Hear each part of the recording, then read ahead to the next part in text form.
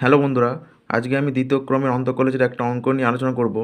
বলছে ওয়াই সমান 1/1 plus x square plus x cube হলে ডিওয়াই বাই ডিএক্স এবং ডি2y বাই ডিএক্স টু এর মান নির্ণয় করো যখন এক্স সমান 0।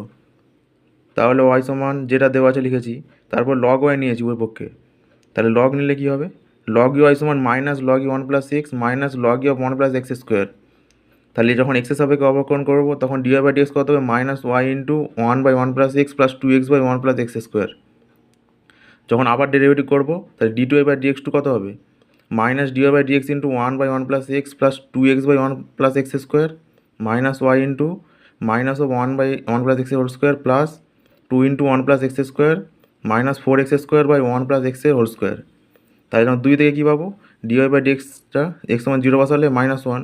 আর 3 নম্বর থেকে ডি2y বাই ডিএক্স টুর মান যখন এক্স সমান 0 বসাবো তখন হবে 2 - 2 = 0।